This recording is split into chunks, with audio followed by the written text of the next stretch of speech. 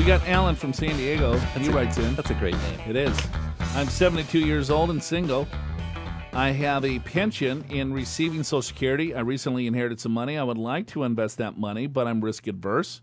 What can I put my money into that's safe and will grow? I don't need ongoing income from this investment. And P.S., the stock market seems too risky for me. Well, Alan, it might be.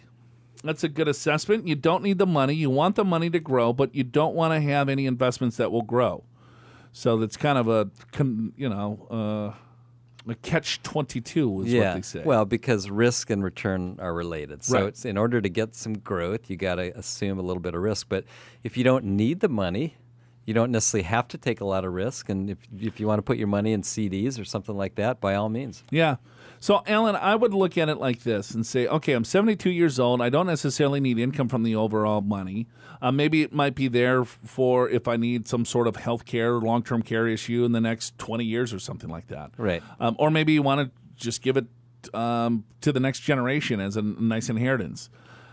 So it all really boils back, Al. What's the money for? Yeah, what's the goal? I will say, Alan, you may not be thinking about this. You're receiving a pension.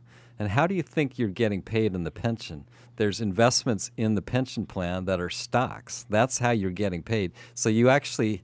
You are invested. You are invested. You may not know it. You may not feel it, but that's how you're getting the pension. And when you think about the stock market, I mean, maybe I would suggest maybe even if you're very risk adverse, still have 20 or 30% in the market, have 70, 80% really safe. Because if you're 72, you may live to 92 or 102.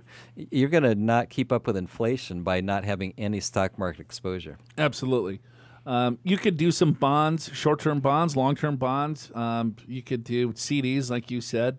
But, yeah, I would keep it simple. Try to keep it inexpensive and tax-efficient because this is outside of your retirement account. You're a single guy, right? You have a pension. You have Social Security, so you're probably in a decent tax bracket given the fact that you have two income streams.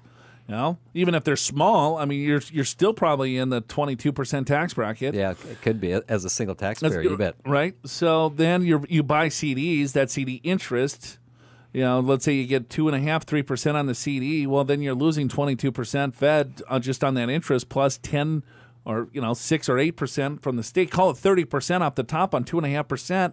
I mean, is that really worth it to lock it up in a CD? So you're not really outpacing inflation there. You could go into municipal bonds, but there's risk there. You know, it depends on what type of bond that you want to own, general obligation, or you want to go revenue. What duration do you want to look at, 5 years? Or do you buy individual bonds and say, you know what, I can take on a little bit more maturity risk or term risk because I don't necessarily need the income and I would like to get tax-free income, just reinvest it, and then at the end of 5, 10 years, I get my money back and get a little bit higher yield? Yeah, and we say this often, but it always comes back to what else you have going on. You can't look at a single investment in a bubble. You got to look at the entire situation.